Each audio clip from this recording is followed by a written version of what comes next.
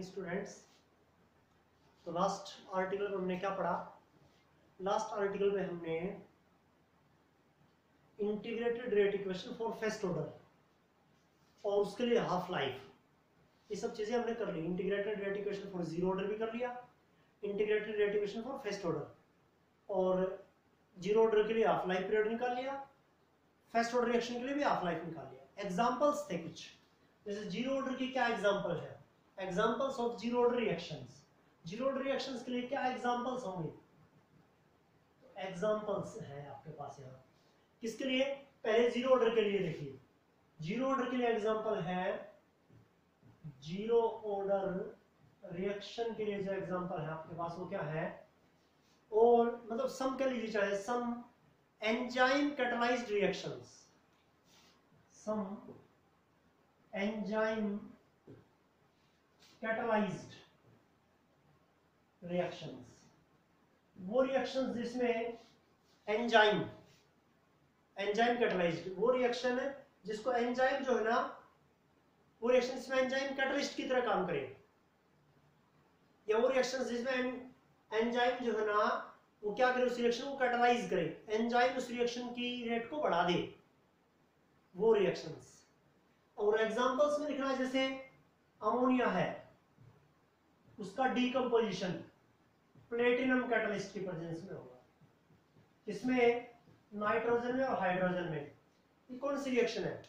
Zero order की reaction है। या फिर हाइड्रोजन आयोडाइड का गोल्ड के सरफेस के ऊपर डीकंपोज होना हाइड्रोजन में और आयोडीन में, ये भी किसका एग्जांपल है? जीरो ऑर्डर रिएक्शन का। अमोनिया का डीकंपोज होना नाइट्रोजन हाइड्रोजन में प्लेटिनम कैटलिस्ट की प्रेजेंस में, या हाइड्रोजन आयोडाइड का गोल्ड सरफेस के ऊपर डीकंपोज होना हाइड्रोजन में और आयोडीन में, ये क्या है? जीरो ऑर्डर रिएक्शन है।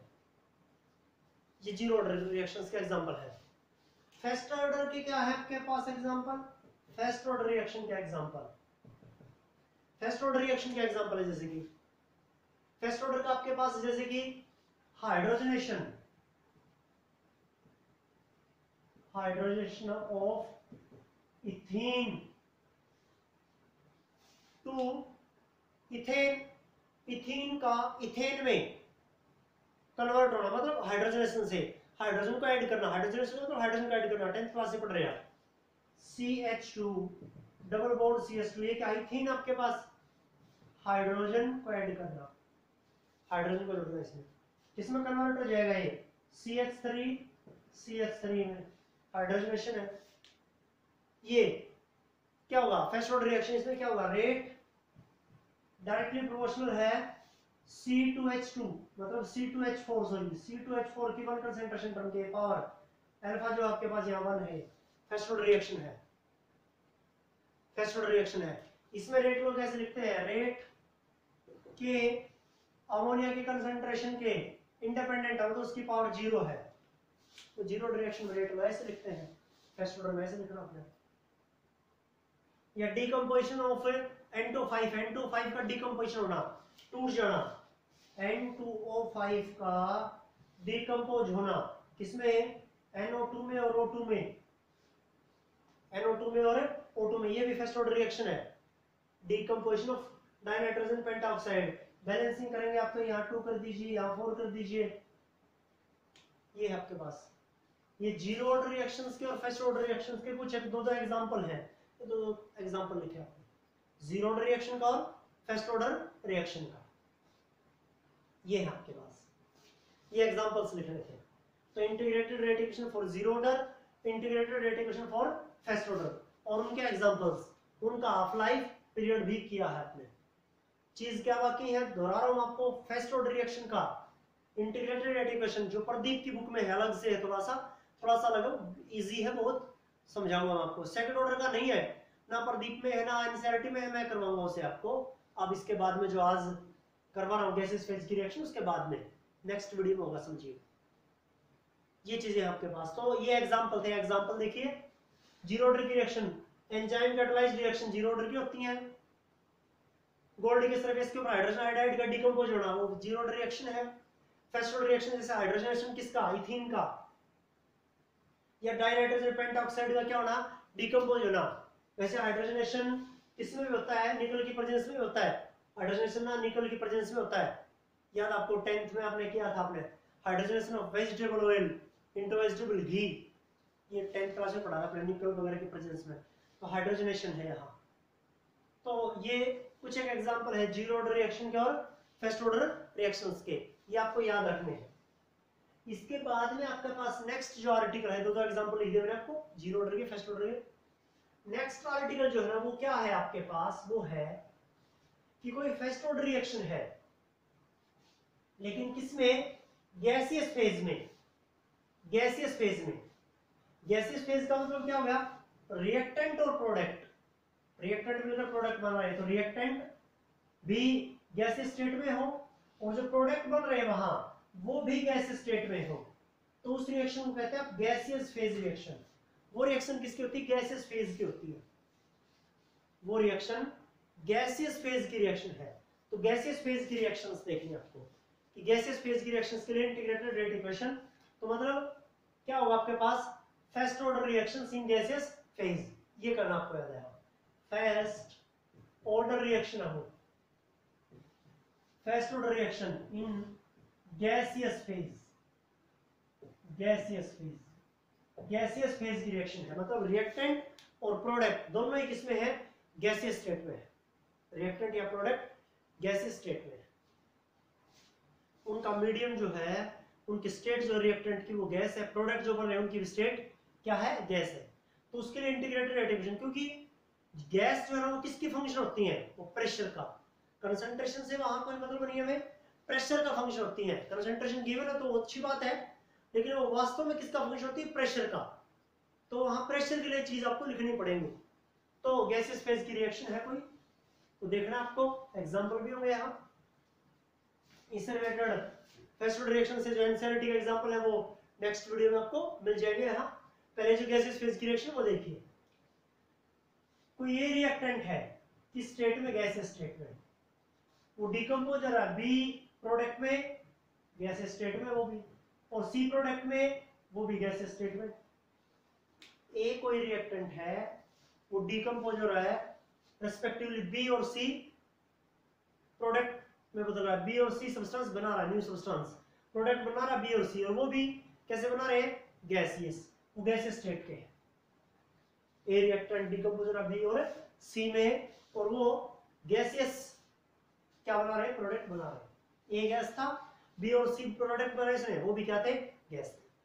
तो सिंपल सी बात, आपको यहां से स्टार्ट करना, आपको at T is equal to 0, जब टाइम 0 होता है, टाइम 0 का मतलब क्या है, जब रिएक्शन स्टार्ट होती है। T0 का मतलब क्या है, 0 टाइम के ऊपर, मतलब जब रिएक्शन स्टार्ट होती है, मतलब स्टार्ट समझिए 0 टाइम के ऊपर तो रिएक्शन स्टार्ट ही नहीं हुई है।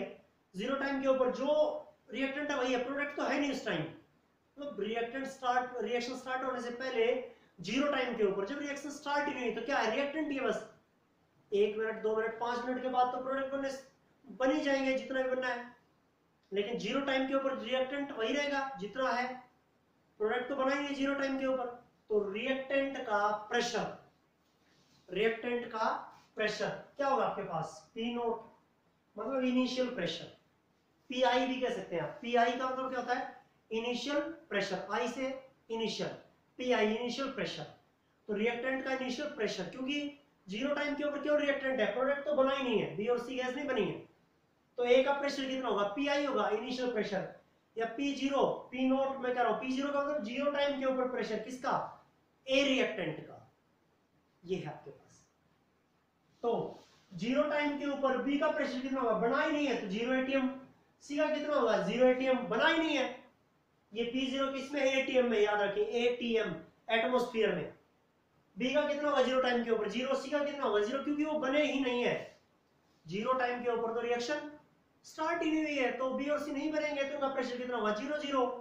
इनिशियल प्रेशर ए का कितना होगा, इनिशियल प्रेशर होगा, मतलब 0 टाइम के ऊपर जो प्रेशर है वही सारा, पी नोट कह सकते हैं, पी आई भी कह सकते हैं, P I, I stand for initial, initial pressure, P I initial pressure, ये चीज है।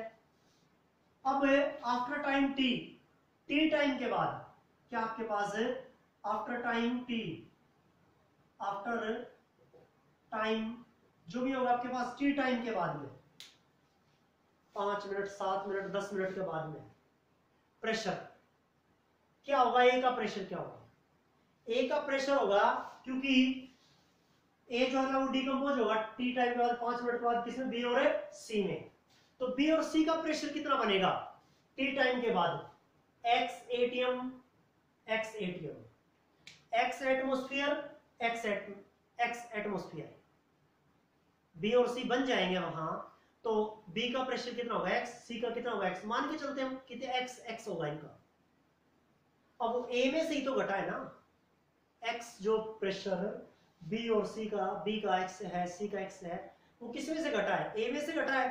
तो ए का कितना रह जाएगा, शुरू में कितना था आपके पास यहाँ पी नोट था, अब उसमें से सबट्रैक्ट करेंगे आप एक्स, एक्स घटा है, क्योंकि बी और सी का जितना प्रेशर बना है ना वो किस में से घटा है, ए में से ही तो घटा है।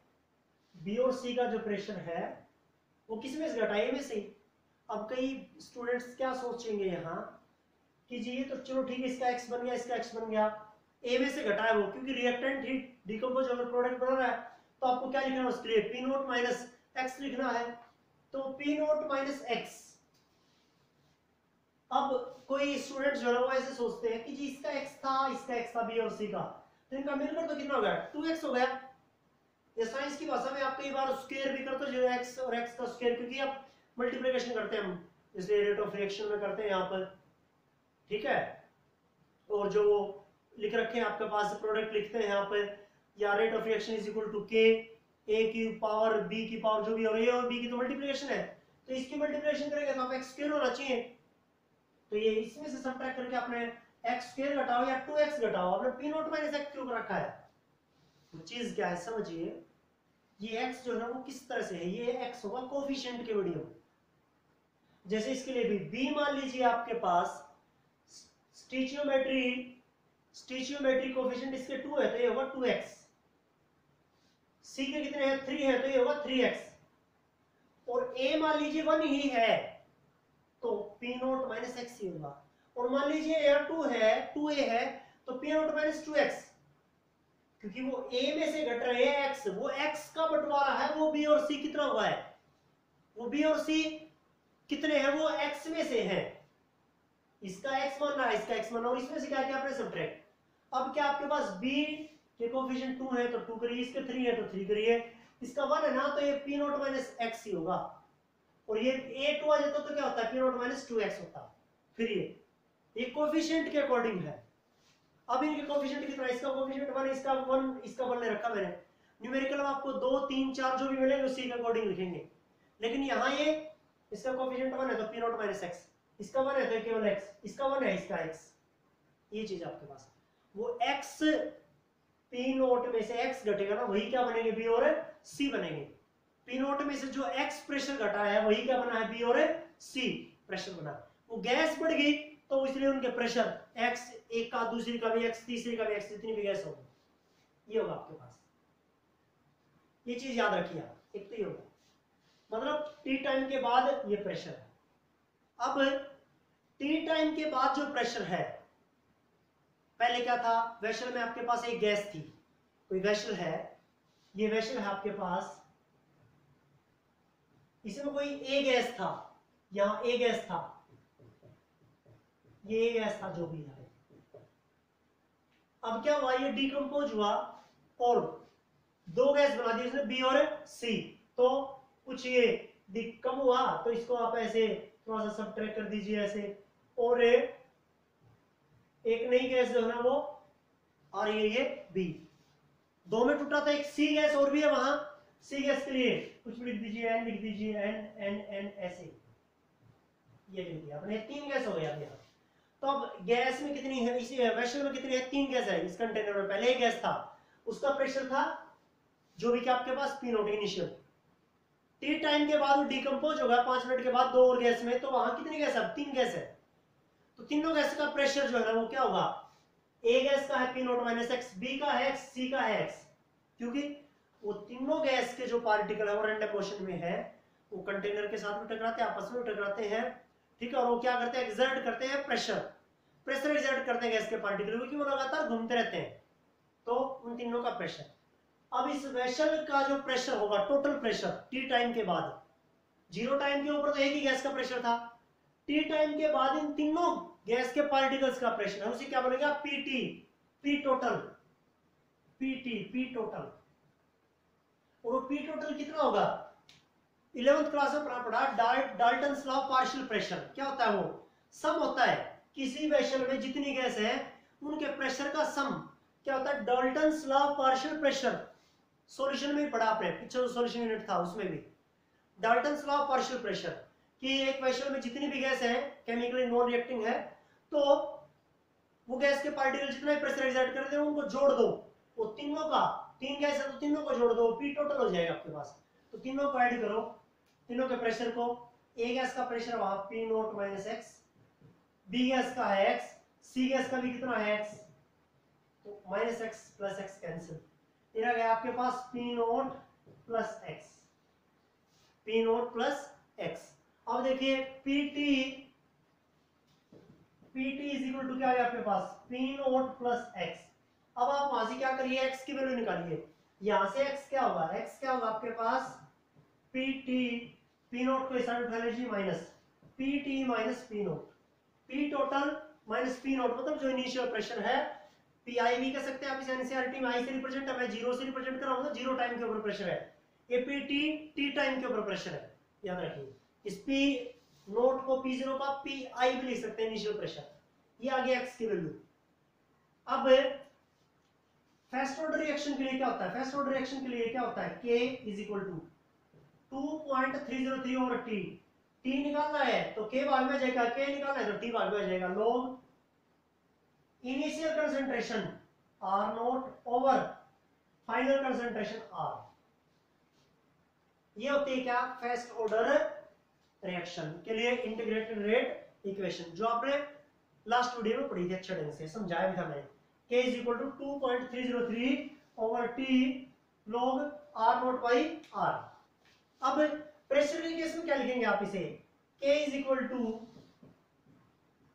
2.303 over T log क्या होगा, इनिशियल प्रेशर P नोट या PI, इनिशियल प्रेशर मतलब इनिशियल कंसंट्रेशन है, ओवर फाइनल कंसंट्रेशन, तो initial pressure over final pressure, तो ए का प्रेशर फाइनल, इनिशियल कंसंट्रेशन ए की क्या, P note over final pressure, तो फाइनल प्रेशर को क्या मानेंगे आप, ए मानेंगे, क्योंकि पी ए फाइनल प्रेशर क्या होगा, ए का पी ए का इनिशियल प्रेशर कितना था, पी नोट, और फाइनल प्रेशर कितना होगा, पी ए, तो ये पी ए निकालना आपको, ये जो पी ए आपके पास क्या है, पी नोट माइनस एक्स है, ये है पी ए आपके पास, पी नोट माइनस एक्स, दोबारा से मैं यहां लिखा हूं, ये पी ए है फाइनल प्रेशर, ठीक है।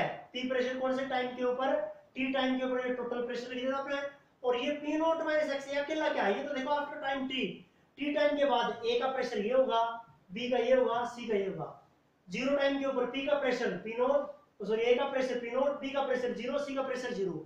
इसी तरह से टी टाइम के ऊपर ए का pressure P naught minus X, B का एक्स, सी का एक्स, तो ये तो पी नोट होगा इनिशियल, और ए का फाइनल प्रेशर क्या है, पी नोट माइनस एक्स है, और उससे क्या करें आप, पी ए करें, मतलब जो यहाँ इस इक्वेशन में रखना होगा, इनिशियल प्रेशर और फाइनल प्रेशर किसका, रिएक्टेंट का, मतलब ए गैस का।